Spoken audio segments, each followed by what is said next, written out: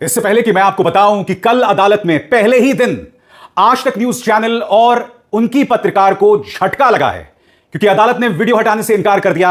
अभी की जो बड़ी खबर आ रही है वो यूट्यूब एजुकेटर खान सर के लिए बहुत बड़ी जीत है। और चलिए, कोई और चैनल नहीं, आज तक ही इस बारे में क्या कह रहा है, गौर फरमाएं। ब्रेकिंग न्यूज, खान सर की गिरफ्तारी पर रोक, पटना जिला कोर्ट से मिली राहत। पटना में चर्चित कोचिंग विवाद और फायरिंग मामले में आरोपी बनाए गए फैजल खान की अग्रिम जमानत याचिका पर मंगलवार को जिला एवं सत्र न्यायाधीश की अदालत में सुनवाई हुई। सुनवाई के दौरान कोर्ट ने उन्हें बड़ी राहत दी और दंडात्मक कार्रवाई पर रोक लगा दी है। यानी कि दोहरा झटका माना जाएगा गोदी मीडिया को, जो यूट्यूब एजुकेटर्स और खान सर के खिलाफ दुष्प्रचार कर रहा था। कल जो अदालत में झटका लगा, जो कुछ देर बाद मैं आपको बताने वाला हूं, मगर खान सर जो लगातार कह रहे थे कि अगर मैंने अपने सिक्योरिटी गार्ड्स को फायरिंग देने के आदेश दिए तो इसलिए क्योंकि मेरे सामने जान का खतरा था। क्या आप यह चाहते थे कि मेरी तस्वीर पर माला चढ़ जाए? अदालत ने इस बात को स्वीकार किया है। कल उनके वकील ने भी इस बारे में जानकारी दी है और यकीनन यह खान सर की बहुत बड़ी जीत है। और अब न सिर्फ खान सर बल्कि तमाम यूट्यूब एजुकेटर्स, उनका अगला पड़ाव 17 जून को है, जब उन्हें आज तक की इस एंकर और आज तक के खिलाफ एक वैधानिक लड़ाई लड़नी है 2 करोड़ के मुकदमे की। क्या है मामला, यह अब हमें समझना पड़ेगा। खान सर की क्या हुआ डिस्कशन? हाँ, जारी हुई है, केस जारी मांग की गई है और as well as criminal antecedent और interim protection has been granted to Khan sir by the learned principal district and after परusal of the entire fact and law. रोक लगाई गई सर? रोक लगा दी गई है, गिरफ्तारी पर खान सर के रोक लगा दी गई है by the learned principal and district जज पटना। सभी दर्शकों को 1 करोड़ की मुबारकबाद। जी हां दोस्तों, इस YouTube चैनल के 1 करोड़ सब्सक्राइबर्स हो गए हैं और यकीनन आप मेरी ताकत हैं। और अब आज का है मुद्दा। आप में से कई लोग जान गए होंगे कि आज तक की इस एंकर और इंडिया टुडे ग्रुप को कल अदालत में एक छोटा सा झटका लगा है, क्योंकि वो अदालत के सामने गए थे खान सर और उनके जैसे कई यूट्यूब एजुकेटर्स और कुछ डिजिटल प्लेटफॉर्म्स के खिलाफ। जैसे कि आप जानते हैं दोस्तों, आज तक की इस एंकर ने यूट्यूब एजुकेटर्स को 2 कौड़ी का या कौड़ी का कहा था। उसके बाद जब उन्होंने जवाबी हमले किए थे तो उन जवाबी हमलों के आधार पर मोहतरमा अदालत पहुंच गई और चैनल अदालत पहुंच गया। अदालत में जब ये लोग पहुंचे तो इन्होंने अदालत से कहा कि खान सर, अभिनय मैच, बबीता त्यागी, इन सबके वीडियोज हटा दिए जाएं। अदालत ने ऐसा करने से मना कर दिया। अब अगली सुनवाई 17 जून को है, तो एक तरह से कहा जा सकता है कि पहले ही दिन आज तक न्यूज नेटवर्क और इस एंकर को झटका लगा है। हालांकि मैं इसे एक छोटा सा झटका मानता हूं, क्योंकि अब अगली सुनवाई 17 जून को होने वाली है, मगर जो इनकी मांग थी कि सभी के सभी वीडियोस हटा दिए जाएं, वो अदालत ने स्वीकार करने से मना कर दिया है। दोस्तों, इस संदर्भ में मैं आपको अपनी एक कहानी सुनाना चाहता हूं। सिर्फ मेरी कहानी नहीं है, यह कहानी रवीश कुमार की भी है, ध्रुव राठी की भी है, आकाश बैनर्जी, अजीत अंजुम, दीपक शर्मा, जितने भी डिजिटल पत्रकार हैं उनकी है। आपकी स्क्रीन पर यह है गौतम अडानी। गौतम अडानी जाते हैं रोहिणी की अदालत में और कहते हैं कि मेरे खिलाफ डिजिटल पत्रकारिता में बहुत दुष्प्रचार चल रहा है, लिहाजा इन तमाम डिजिटल पत्रकारों के सारे वीडियोस हटा दिए जाएं। रोहिणी की अदालत ने एक आदेश जारी कर दिया बगैर उन वीडियोस की पड़ताल किए कि ये तमाम वीडियोस हटा दिए जाएं। उसके बाद हमने अदालत में चुनौती दी और हमें जीत मिली। अदालत ने कहा हटाने की जरूरत नहीं है, मगर उसके चलते हुआ क्या, कई डिजिटल पत्रकारों ने अडानी पर उन्होंने जितने भी शो किए थे उसे हटा दिए थे। जो गौतम अडानी ने किया और जो आज तक करने की कोशिश कर रहा था, उसमें क्या फर्क है मुझे बताइए। बगैर जांच पड़ताल के, बगैर अदालत के परखे आप उस वीडियो को हटाने का फरमान, अपील जारी करते हैं अदालत के अंदर। गौतम अडानी को तो कामयाबी मिल भी गई थी जब रोहिणी की एक अदालत ने एक्स पार्टे आदेश जारी किया था, जो अपने आप में बहुत ही अजीब और गरीब था। यह बात अलग है कि अदालत ने उस आदेश पर रोक लगा दी और गौतम अडानी के बारे में मैंने जितने कार्यक्रम किए हैं वो अभी भी बदस्तूर बने हुए हैं, मगर कई पत्रकारों ने अदालत के आदेश के डर से अपने सारे शोज हटा दिए थे। मैं आज तक न्यूज चैनल से एक सवाल पूछना चाहता हूं। आप पत्रकारिता से जुड़े एक संस्थान है, आपका कर्तव्य है लोगों की आवाज उठाना, आपका कर्तव्य है ताकतवर से सवाल करना, मगर आप क्या कर रहे हैं?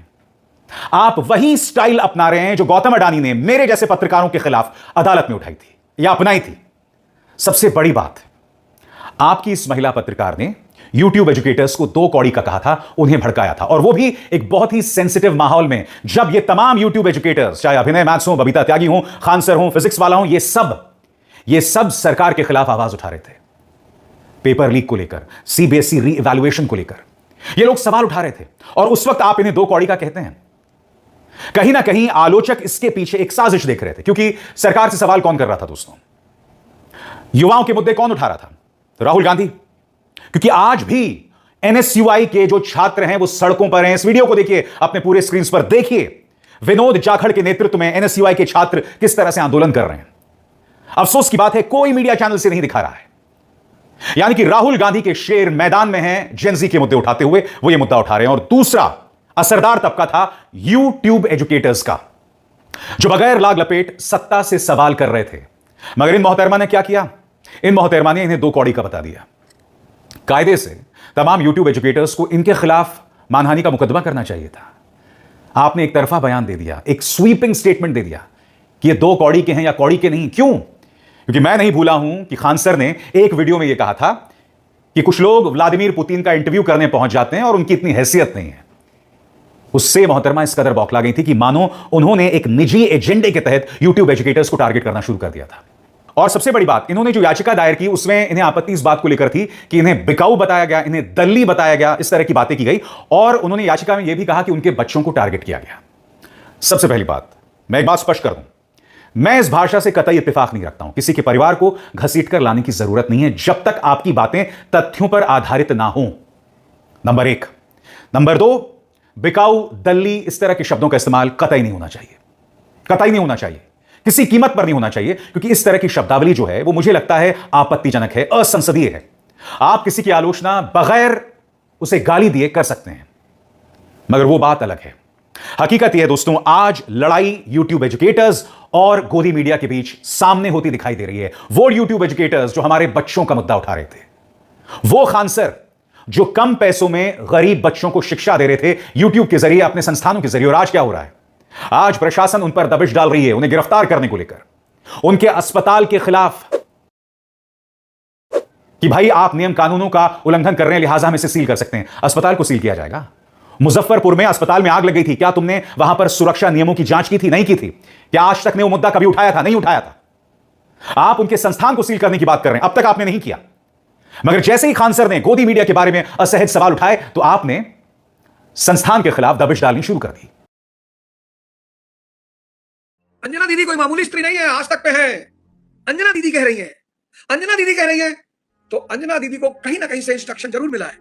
अंजना दीदी खुद से क्यों कहेंगी? जब बाली ने सुग्रीव को मारा पटक पटक कर, बाली भाग के आए तो रामचंद्र जी से कहा कि भैया हम तो मर जाते, तुम क्या कर रहे थे? कहा यार तुम दोनों भाई की शक्ल एक जैसी, मैं कंफ्यूज हो गया। भगवान ने कहा फिर से जाओ। सुग्रीव ने कहा बाहर में जाए, दोबारा जाए, मार डालेगा। अरे बोले कोई बात नहीं, तुम्हारा दर्द बस सब दूर कर, तुम जाओ। तो भगवान ने सुग्रीव के शरीर पे हाथ फेरा, कहा जाओ तुमको एक माला पहनाना है, जाओ कोई दिक्कत नहीं, जाओ हम देख लेंगे, जाओ। तो सुग्रीव जब दोबारा पहुंचा बाली को ललकारने के लिए। और अब एक जरूरी संदेश, सच के इस सफर में मेरा साथी बनिए, मेरा चैनल ज्वाइन कीजिए और इनमें से एक विकल्प, एक ऑप्शन चुनिए। शुक्रिया। यानी कि साफ तौर पर यूट्यूब एजुकेटर्स जो युवाओं का मुद्दा उठा रहे हैं, और दूसरी तरफ अरुण पुरी जो कि सर्वे सर्वा हैं इंडिया टुडे ग्रुप का, जिसमें आज तक एक हिस्सा है। साफ तौर पर यह दिखाई दे रहा है। हमने अरुण पुरी को देखा है किस तरह से प्रधानमंत्री नरेंद्र मोदी को उन्होंने एक बार बुलाया था और उसके सामने उनका पूरा बर्ताव निहायत ही शर्मनाक था, पूरी तरह से शर्मनाक था। और यह वो इंडिया टुडे है जिसने एक जमाने में सत्ता से सवाल किए थे। याद कीजिएगा 2014 से पहले मामला था सलमान खुर्शीद का, उनके एनजीओ से जुड़ी अनियमितताओं को लेकर। मेरे दोस्त दीपक शर्मा, पत्रकार दीपक शर्मा, जो अपना एक डिजिटल प्लेटफॉर्म चला रहे हैं, उन्होंने एक खबर की थी सलमान खुर्शीद के एनजीओ के खिलाफ। उस वक्त मैंने, दीपक शर्मा ने सलमान खुर्शीद की प्रेस कॉन्फ्रेंस में जाकर, और उस वक्त हम दोनों आज तक न्यूज नेटवर्क में थे, यानी कि अरुण पुरी के इंडिया टुडे ग्रुप में शामिल थे।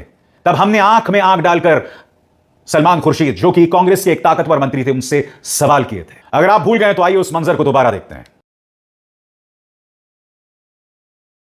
जितने क्वेश्चन का जवाब दे सकते थे दे दिया। आपको समझ, आपको अच्छे लगे ना लगे doesn't matter, but now let's आप लॉ मिनिस्टर बने रहेंगे तो एक इंडिपेंडेंट इंक्वायरी की उम्मीद कैसे की जा सकती है? आपके अरुण पुरी अगर बने रहेंगे इसके मेरे सवाल का जवाब नहीं, आप मेरे जवाब, मैं आपसे सिंपल सवाल, मैं आपसे सिंपल सवाल पूछ रहा हूँ। मेरा सवाल आपसे ये है, मेरा सिंपल सवाल, प्रेस कॉन्फ्रेंस आपका है सर, प्लीज आप सुनिए। Are you here to ask me to leave? Are you an activist or are you a journalist? You asked me a journalist. As a journalist, you've asked me what is proper, what is the right thing to do. My government will take that decision. My leadership will take that decision. Don't worry about this. Please, will you tell me what you will do when you are found wrong? Unfortunately, you haven't answered a single question of mine. यह हालत थी India today की 2014 से पहले, मगर 2014 के बाद एक ऐसी पार्टी आई जिसके लिए पत्रकारिता का कोई मतलब नहीं था। वो लगातार दबिश डालते रहे। इन तमाम न्यूज चैनल्स में अभिसार शर्मा, रवीश कुमार, पुण्य प्रसून वाजपेयी, धीरे धीरे उनके लिए ऐसे हालात पैदा किए गए कि वो इन संस्थानों में काम ही नहीं कर सकते थे। मुझे और प्रसून को एक ही दिन ऑन एयर हटाया गया था, कार्यक्रम करने से हटाया गया था, और फिर हम दोनों ने ही उस संस्थान को छोड़ दिया था। क्यों? क्योंकि हम अपने दायरों में रहकर भारतीय जनता पार्टी से सवाल कर रहे थे। यह हकीकत है पत्रकारिता की, गोदी मीडिया की पत्रकारिता की। यह वही आज तक न्यूज चैनल है दोस्तों जिसने पिछले कुछ अरसे से लगातार सांप्रदायिक तौर पर जहरीले कार्यक्रम किए हैं। उनके एक एंकर ने इस तरह के प्रोग्राम किए थे कि राम मंदिर के मुद्दे पर मुसलमानों का क्या काम, और यह वो दौर था जब अदालत का फैसला भी नहीं आया था। इन्होंने रिया चक्रवर्ती के खिलाफ जो दुष्प्रचार चलाया कि यह काला जादू करती हैं। सबसे बड़ी बात क्या आप जानते हैं? काला जादू, इस तरह के अंधविश्वास को लेकर बहुत सख्त नियम है, बहुत सख्त नियम है। अगर यह लागू हो जाएं तो आज तक न्यूज नेटवर्क को बहुत मुश्किलात का सामना करना पड़ सकता है। रिया चक्रवर्ती अगर आपको अदालत घसीट कर ले जाएं तो आप कुछ साबित नहीं कर पाएंगे, आप गिड़गिड़ा रहे होंगे। और यह न्यूज चैनल जो है वो खान सर और अन्य यूट्यूब एजुकेटर्स के खिलाफ कोर्ट में केस करता है। याद कीजिएगा दोस्तों, ऑपरेशन सिंदूर चल रहा था, यही आज तक न्यूज चैनल, और इनका एक पत्रकार लाइव ऑन एयर यह कह रहा था कि इस वक्त हमारे जो लड़ाकू विमान है वो पाकिस्तान की तरफ उड़ रहे हैं। इस तरह की बातें की गई थी, यानी कि आप हमारे विमानों की सिक्योरिटी लोकेशन दे रहे हैं। अगर आप भूल गए हो तो वो मंजर मैं आपको फिर दिखाना चाहता हूं। यह मेरे हिसाब से देश के साथ गद्दारी है। देखा जाए क्या कहा था इन्होंने। याद कीजिएगा, सूचना प्रसारण मंत्रालय ने बाकायदा एक दिशा निर्देश जारी किया था, और उस दिशा निर्देश में कहा गया था कि किसी भी तरह का ऑपरेशनल डिटेल्स लाइव कवरेज में लीक ना किए जाएं। ये देखिए आज तक क्या कर रहा है। स्थान नहीं बताऊंगा आपको अंजना, राजस्थान से करीब 4 फाइटर रवाना कर दिए गए हैं पाकिस्तान पर हमले के लिए। तो अब जो पिछले 1 घंटे से नापाक कोशिश कर रहा था पाकिस्तान भारत पर हमले की, उसका जवाब देने के लिए यहां से हमारे जो विमान है वो निकल चुके हैं और वहां पर बम बरसा रहे हैं, ऐसा कहा जा रहा है। अभी फिलहाल मैं आपको दिखा नहीं सकता इस तरह के यहां पर। अब आप मुझे बताइए दोस्तों, किस कीमत पर आप इसे पत्रकारिता कहेंगे? आज ऐसे चैनल्स, यूट्यूब एजुकेटर्स और कुछ डिजिटल पत्रकारों के खिलाफ अदालत में केस कर रहे हैं। यह मत भूलिएगा, 40 दिन का युद्ध चल रहा था, तब यही मैडम बैठी हुई थी, और आपको याद होगा इन्होंने क्या कहा था कि ईरान ने अमेरिकी दूतावास के कुछ अधिकारियों को बंधक बना लिया है। यह घटना 1979-80 की थी, जब इस्लामिक क्रांति आई थी। इन्हें यह भी नहीं पता कि ईरान के अंदर अमेरिकी दूतावास नहीं है। और उसके बाद जब यह झूठ पकड़ा गया था, जब इनके पत्रकार ने ही कहा था कि मैडम आप जो बोल रही हैं यह गलत है, तब देखिए उन्होंने क्या कहा। देखा जाए। एक बार ये खबर प्लीज हटा लीजिए, ये खबर प्लीज हटा लीजिए बीच से। अपने दर्शकों को बता दें कि वो पुरानी घटना का जिक्र कर रही थी। अभी मैं आपको याद दिलाना चाहूंगा दोस्तों, तिहाड़ से लौटे इस पत्रकार आज ये साल का 15 करोड़ ले रहा है दूरदर्शन में, हमारे टैक्स का पैसा। उससे ये रोज हिंदू मुस्लिम वाले शोज करता है। आज तक ने प्राइम टाइम में इसे बुलाया था, और विडंबना देखिए, जब यह व्यक्ति तिहाड़ जेल गया था वसूली के आरोप को लेकर, तब आज तक ने इसी के खिलाफ उस वक्त कार्यक्रम किए थे जब यह तिहाड़ जेल गया था। और विडंबना देखिए, इस व्यक्ति को आज तक में रात का 9 बजे का prime time show black and white दिया गया था। और इसकी क्या खासियत है आपको याद होगा, इसने एक शो किया था 15 किस्म की जिहाद, जब यह जी न्यूज में हुआ करता था, और इसके आधार पर आज तक ने इसे रात 9 बजे प्राइम टाइम में रख लिया। यह है इंडिया टुडे नेटवर्क, जहां मैं 5 साल काम कर चुका हूं, जहां मैंने पत्रकारिता की है।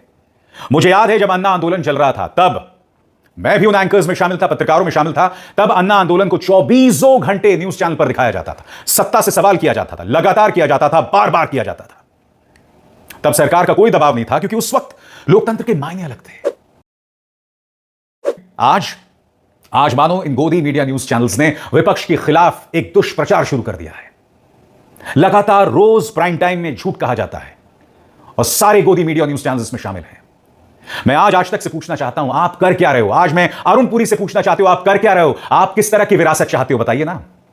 आप चाहें तो इस कार्यक्रम को लेकर मेरे खिलाफ भी कोर्ट में केस कर सकते हैं, मगर आपको पता होना चाहिए कि मैं उन पत्रकारों में से नहीं हूं जो डरने वाला हूं। मगर हां, मैं आपकी आलोचना करूंगा संसदीय भाषा के दायरे में रहकर। मैं गरिमा के दायरों को कभी पार नहीं करने वाला हूं, हकीकत यह है। मगर हकीकत यह भी है कि पत्रकारिता के प्रति जो आपका कर्तव्य होना चाहिए वो आप भूल चुके हैं। यही वजह है कि आपने यूट्यूब एजुकेटर्स के खिलाफ जंग छेड़ रखी है।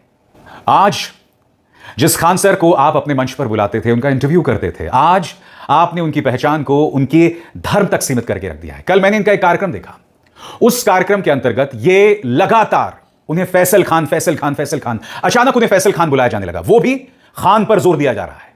यानी कि जब आपको एक व्यक्ति पर हमला करना है और अगर आप उसके काम पर उस पर हमला ना कर सके तो आप उसकी धार्मिक पहचान के आधार पर उस पर हमला कर सकते हैं। क्यों? क्योंकि 12 साल से यही हो रहा है।